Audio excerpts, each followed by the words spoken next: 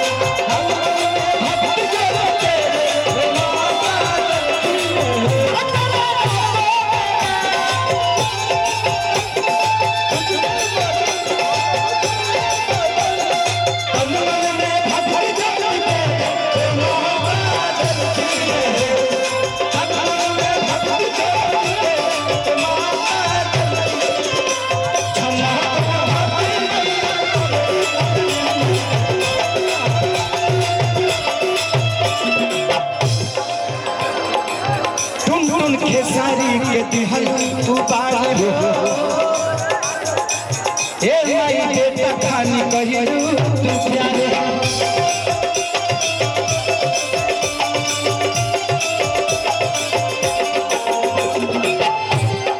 तुम खेसारी के दिहल तू प्यार हो ए माई बेटा खानी कहिरू तू प्यारे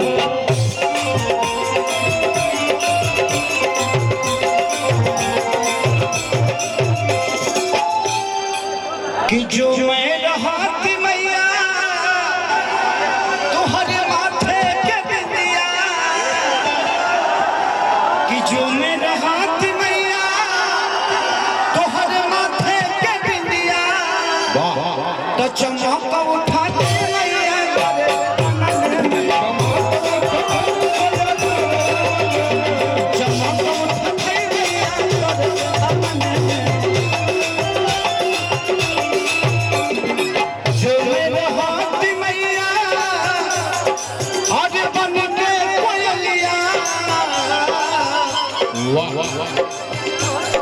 जो मेरा हाथ मैया बन के कोयलिया तो कहूँ कब उठाते मैया तेरे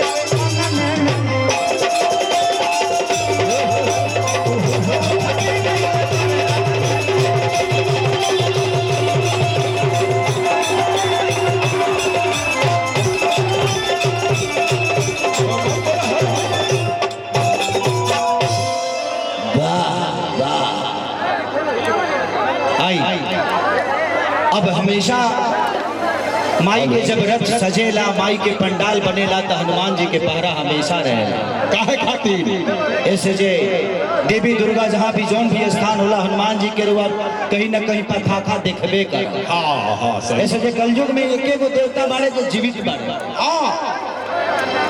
जोन की हम सबके देखत रहे इहो कहीं बैठले हुई अब कौना भेष में बड़ेला हम जानतनी न रहुआ ऐसे जे एगो हनुमान जी के वंदना ओकरा बाद हमने के बीच में बहुत सारा कलाकार आए बड़े बहुत प्यारी बच्ची शिवानी सिंह जो कि आज किसी परिचय की मोहताज नहीं है वो इतनी प्यारी बच्ची है कि अपने इधर 6 महीना में सबसे ज़्यादा गाना बजना उसी का बजा है। ईश्वर करे कि हम सबका प्यार और आशीर्वाद। इधर आओ शिवानी, आओ बाबू इधर आओ।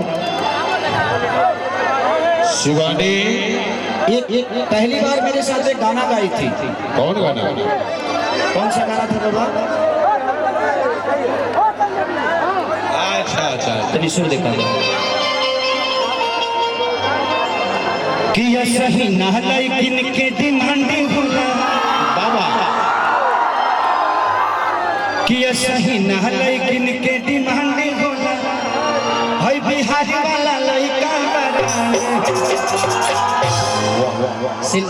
शिवानी ने ये गाना मेरे साथ पहली बार गाया था। उसके बाद मौका नहीं मिला, न मुझे टाइम मिला, न इसे ये भी बिजी है मैं भी बिजी हूँ, लेकिन आने वाले भविष्य में हम दोनों एक दूसरे के साथ जरूर दिखेंगे। ये मेरा भी सौभाग्य है कि ये बच्ची इतनी प्यारी गाती है और ये समाज का सौभाग्य है कि हमारे आज समाज में बच्चियों को इतना ऊपर देखा जाता है। इसीलिए मैंने संघर्ष में अपने बेटी को कास्ट किया और आप सबसे एक रिक्वेस्ट करूंगा कि संघर्ष 2 जैसी मूवी अगर नहीं देखिएगा तो बहुत कुछ मिस कर जाइएगा। आज ये भी किसी की बेटी है, इस बेटी ने अपने परिवार की पूरी जिम्मेदारियों के साथ दायित्व कर रही है, नेतृत्व कर रही है। ये बहुत बड़ी बात है जे आज इसके पापा ने पैदा इसे जरूर किया, लेकिन आज इस बच्ची ने अपने परिवार को चला रही है। ये बहुत बड़ी बात है। इस बच्ची के लिए एक जोरदार ताली बजाइए आप सब, इसके हौसला के लिए बजाइए। और हर घर की बच्ची को ऐसे ही बनना चाहिए। बैठ जाए।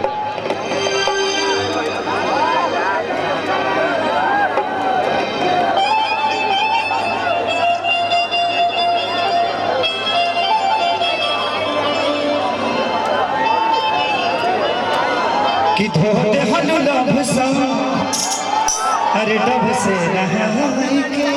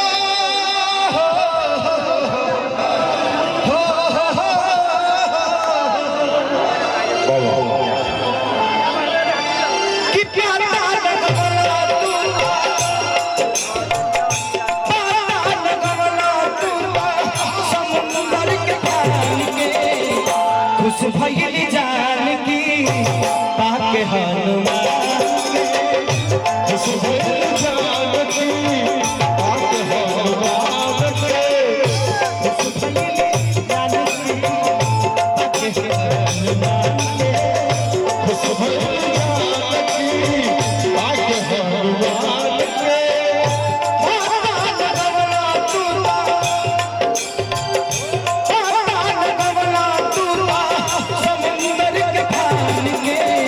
खुश भैली जान की पाके हनुमान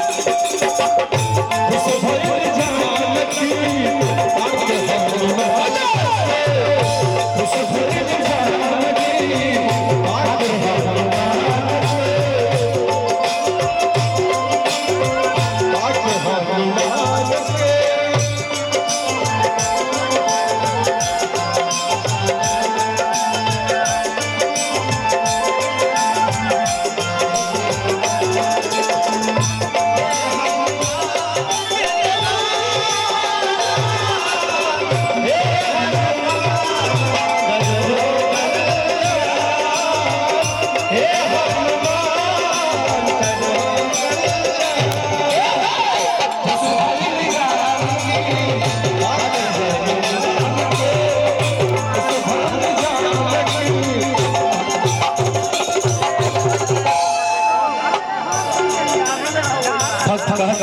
कैसे कैसे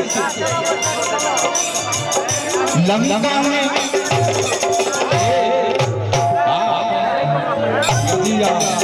आगे बढ़ा चल जा लंका में जाके लंका जगह